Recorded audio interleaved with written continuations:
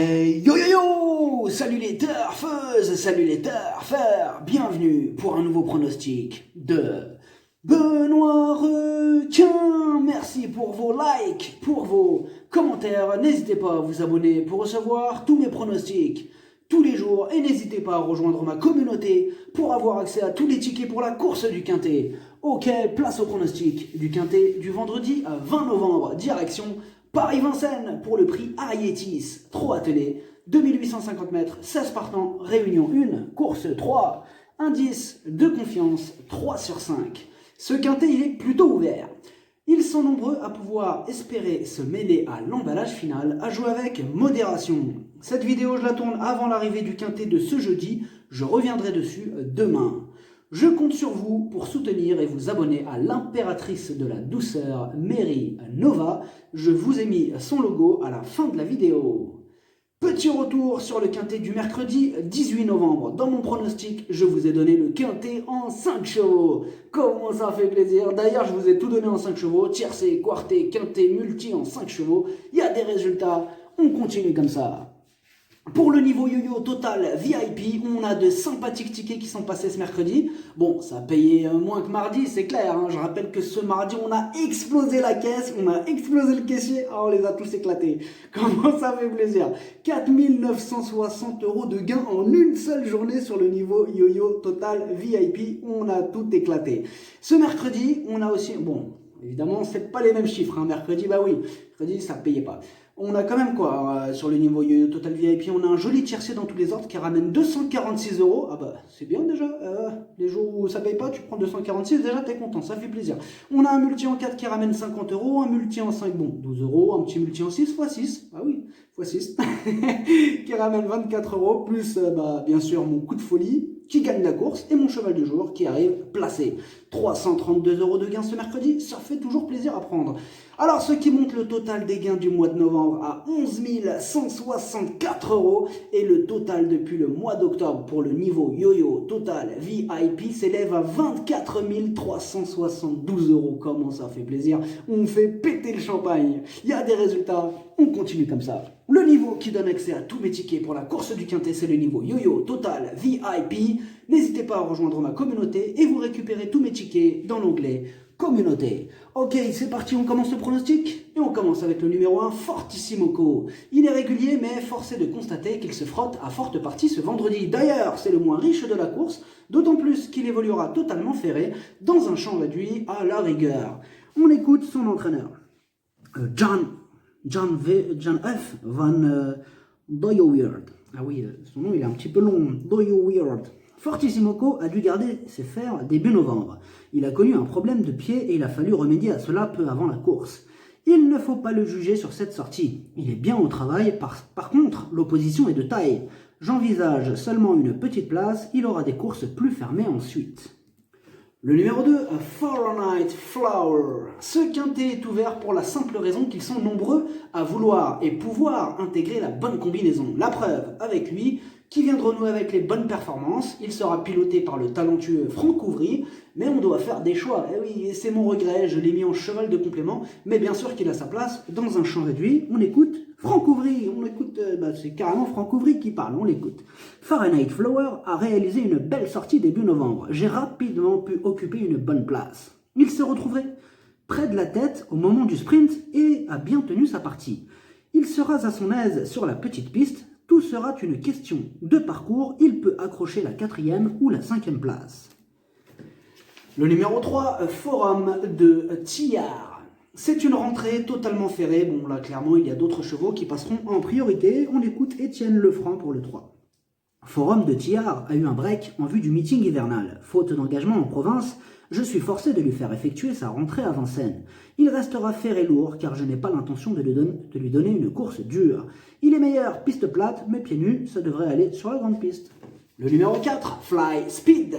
Il est archi régulier, il est en plein dans sa catégorie et sera piloté par Jean-Michel Bazir. Bon après, dommage qu'il ne soit pas à 100%, mais malgré ça, bien sûr qu'il a sa chance au moins pour une place. Et on écoute Jean-Marie Monclin. Fly Speed a effectué une bonne rentrée à Chaland avant de boucler un parcours propre, sans plus, pour son retour à Vincennes. C'était la fameuse deuxième course alors. Il a travaillé plus dur depuis, mais il a encore besoin de courir pour retrouver son meilleur niveau. Cependant, il vaut un tel lot. Le numéro 5, Futur du Chêne. Ce vendredi, ce sera pour lui une semi-rentrée. Il garde ses chaussures, sa tâche s'annonce délicate. On écoute Anthony Duperche.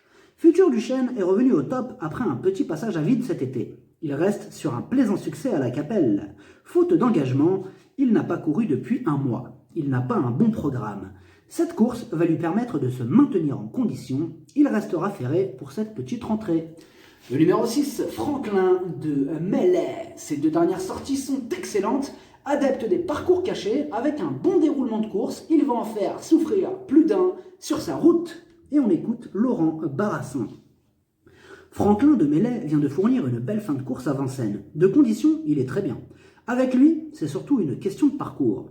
Il faut impérativement lui cacher l'effort. J'espère que la petite piste ne va pas le déranger, mais il tourne mieux qu'avant. Il peut terminer parmi les 5 premiers. Le numéro 7, Franklin Park.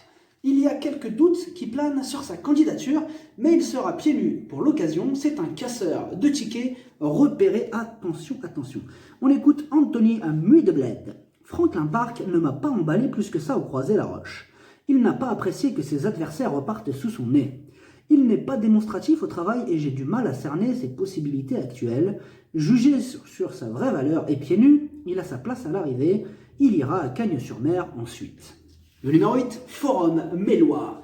Il est dans une forme olympique. Il a remporté sa dernière course. Il retrouve Gabriel Gélormini, qui le connaît.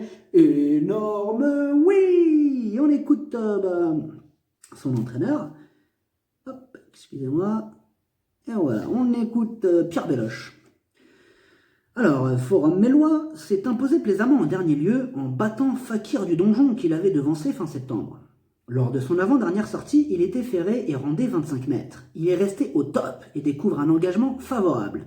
Tout est réuni pour qu'il confirme. Bon, il est plutôt confiant, hein, on est d'accord. Le numéro 9, Fidel Madric. Il donne toujours son maximum en compétition. Il n'a pas beaucoup de marge à ce niveau, mais il va encore faire de son mieux. Attention à lui. Et on écoute Sébastien Garato. Fidel Madric a eu un bon comportement pour sa rentrée à Argentan. Il devrait être orienté à Cagnes-sur-Mer cet hiver. Ici, il est dans sa catégorie. Il lui faut un parcours à l'économie pour s'exprimer. Il sait finir ses courses. Il peut accrocher une place à l'arrivée, mais il faudra un peu de réussite. Le numéro 10, Fakir du Donjon. C'est un crack. Il a remporté 6 de ses 7 dernières courses. Il vient d'être nettement battu par Forum Mélois, le 8, mais son entraîneur jette un peu le doute sur sa candidature. Bon, j'ai quand même préféré le garder, bien sûr, et même le garder assez haut. Mais bon, on va écouter tout de suite Mathieu Abrivard, qui jette un peu le doute, là. Moi, il m'a jeté le doute perso. Après, vous allez voir. Alors, on écoute Mathieu Abrivard. Fakir du Donjon a encore bien couru dernièrement en prenant la 2e place derrière Forum Mélois, mais il manquait de gaz. Ça commence, là, vous voyez ? Pour l'instant, il n'a jamais réussi à rester au top l'hiver. J'espère qu'il n'est pas sur la pente descendante. À l'entraînement, il me paraît toujours au top. S'il déçoit, il partira en vacances. Donc vous voyez, c'est mitigé là. Il y a quelques doutes, mais attention, pour l'éliminer carrément, il faudrait vraiment faut être chaud là. Non, mieux vaut le garder quand même. Parce que on verra bien. Mais moi je l'ai gardé du coup. Le numéro 11, Forban. Dans l'ensemble, ces derniers temps, il est plutôt régulier. Son dernier échec n'est pas à prendre au pied de la lettre, car ce jour-là, il était ferré et cette course avait en plus pour but de le préparer au mieux pour cette course. Là, clairement, il y a de la revanche dans l'air. On écoute Jean-François Senet. Forban n'avait pas d'engagement favorable après ses bonnes performances de l'été. Dernièrement, je l'ai volontairement présenté dans une épreuve relevée afin de l'amener au mieux ici. Il était ferré lourd. Il sera cette fois pieds nus et muni d'artifice sur un parcours à sa convenance. Dans ce lot, une place me satisferait. Le numéro 12, Fluo Mellois. Sa discipline de prédilection, c'est le trot monté. Mais à noter qu'il sera déféré des 4 cette fois-ci, et c'est plutôt rare de le voir pieds nus dans cette discipline, donc bien sûr petite méfiance. On écoute Pierre Belloche. Fluo Mellois ne bénéficie pas de bons déroulements de course ces derniers temps. Il est évidemment plus confirmé sous la selle, mais cette sortie va me permettre de mieux le juger en attendant le trot monté. Il n'aura pas la partie facile, mais il y a longtemps qu'il ne s'est pas présenté pieds nus à l'attelé. Le numéro 13, Figolu Frasine. Il a le défaut de ne pas toujours répéter ses bonnes sorties, mais il a déjà fait ses preuves dans de bons lots. S'il montre son vrai visage, il va faire mal. Et on écoute Sébastien Garato encore une fois. Figolu Frasine s'est un peu reposé chez son propriétaire après sa dernière sortie. Il va se présenter prêt ici pour ce bel engagement. Évoluer sur la petite piste ne sera pas un souci pour lui. Il possède de la qualité et du fond. Il peut terminer sur le podium. Le numéro 14, Fakir de Mahé. Ses 6 dernières courses, 4 échecs et 2 disqualifications. C'est clair, ça refroidit un peu, mais attention, il sera déféré des 4 pour la première fois de sa vie. Alors, soit il signe une belle performance, soit il part directement au galop. Bon, moi j'ai pris un risque en l'écartant. Ah oui, je l'ai écarté. Je mise tout simplement sur sa disqualification. Donc faites attention, si vous avez peur de me suivre sur ce coup-là, gardez-le le 14. Moi j'ai choisi de ne pas le garder. Maintenant, c'est peut-être le seul cheval qui va me manquer. Donc faites attention. Là, ça passe dans un champ réduit. Ouais, là j'ai pris un petit risque, je vous avoue, mais bon, qui ne tente rien à rien, ben oui. Le numéro 15, Fleuron d'Acadie, lui aussi ne brille pas par sa régularité. On ne sait jamais sur quel pied danser avec lui, et il aurait aussi préféré évoluer sur la grande piste. Mais surtout, comme d'habitude avec lui, ce sera tout ou rien. On écoute Gilles Delacour. Fleuron d'Acadie a été mis hors course en dernier lieu. Vendredi, il est bien engagé, mais cette épreuve se dispute sur la petite piste. Il ne sera pas plus mal sur la grande, même s'il a pris de la force. Cela dit, il vaut un tel lot. S'il s'élance correctement, alors il est capable d'aller devant ensuite.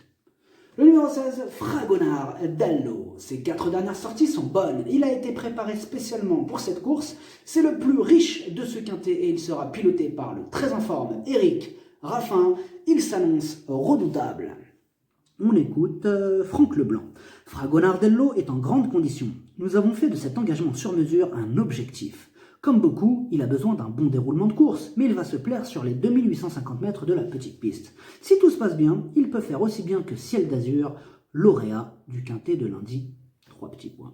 Le pronostic, ça donne 8, 16, 13, 10, 11, 4, 6, 9, cheval de complément le 2, si jamais il y a un autre nom partant et ça peut arriver le 14. Merci d'avoir suivi cette vidéo, n'hésitez pas à vous abonner pour recevoir tous mes pronostics tous les jours et n'hésitez pas à rejoindre ma communauté pour avoir accès à tous les tickets pour la course du quintet, à jouer avec modération. Bonne chance, chopez-le moi, ciao.